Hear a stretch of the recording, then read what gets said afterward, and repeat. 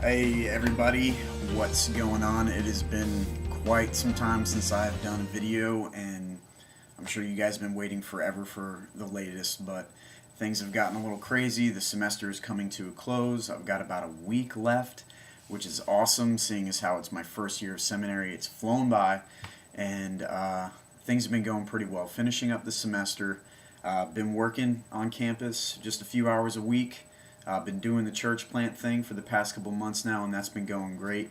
And then school, like I said, has kicked into high gear, and I had two big papers that I had to write last week, and was in the library till midnight every night the whole week. And then I've got some finals this week, but everything is coming to a close, which is really good. I'm ready for a little bit of a break, but it won't get too crazy because it's got some summer plans going on. I'm going to be bumping up the work just a little bit because I'm trying to cut that out by the fall.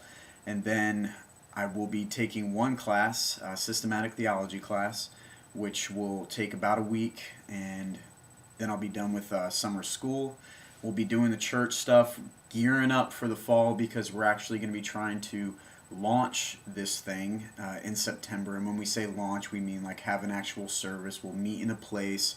We'll be meeting regularly on Sundays for preaching and for teaching in a way that's a little bit different than we're doing now because we're just meeting in our pastor's house. And then I'll be having some visitors. So I've got my auntie is on tap to come in July. My mom is coming in June. I've got my buddy TJ and his girlfriend. They're coming up in a couple of days. And I'm sure there are going to be some other stragglers kind of tying in late at the end saying, well, I just wanted to come visit you. And then also got some weddings. I'm the best man in my buddy Zach's wedding, which is really exciting. That's going to happen in July as well. So things I don't think are going to slow down too much. Some more exciting news is probably the most exciting news actually. It's not that I'm getting married. It's not that I've hit the lottery. It's not that I own a big building in the city or anything crazy like that. It's that I'm growing the hair back out. You may have seen that on Facebook, but I've decided to grow the locks back out once again, just one more time. Part of it's probably because I'm lazy. I don't know if I really want to spend the money on a haircut. I don't know if I trust anybody else with my hair. I'm not too sure. But I've decided to do that, and so we'll see how it goes. You can probably tell it's a little bit in an awkward phase, if you know what I'm saying, but that should hopefully pass, and we'll let the samurai knot come back in full effect. So I'm pretty pumped about that. Finally, I haven't done this yet, but I figured what I could do is share a little bit what I'm learning in Scripture, because I haven't really taken the time to do that, so I'm going to take about a minute.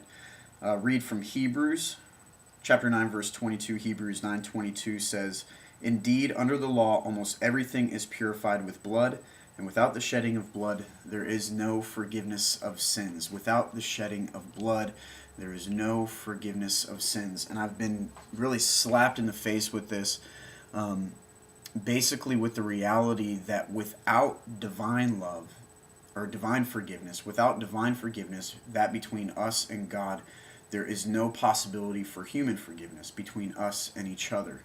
The fact of the matter is, by Jesus' blood, the forgiveness of sins is made possible. It's made possible between us and God, and then secondly, between us and each other. So when we think about forgiveness, we think about not holding the fault of another against ourselves. The reality is that God has done that through the blood of Christ, so that forgiveness between me and my brother, my mom, my sister, my cousin, my best friend, whoever it may be, that is possible. And that can be an actual reflection of how God has forgiven us. And so the reality is, from my life, as I'm dealing a lot with how to forgive other people, I have to begin to understand that God has made forgiveness possible in my life for people towards me, and then also for me towards others, only because of what Jesus has done. And so if we ever have a glimpse of what forgiveness looks like, I really do hope that you guys see, and I hope that I see more, that forgiveness is only made possible because of Christ. And so if you don't know Jesus, but you do seek forgiveness, or you do have a problem forgiving other people, please know that forgiveness comes only from Christ first. And if you don't know that, then it's going to be hard to ever know what true forgiveness really is. I'm learning that more each day, and so I pray that you guys do as well.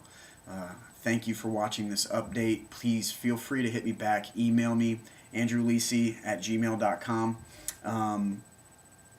And just let me know what's going on in your life, because I'd love to know how you're doing, how I can pray for you, and if you do have any questions about what I just said. So thanks for watching. Have a good day.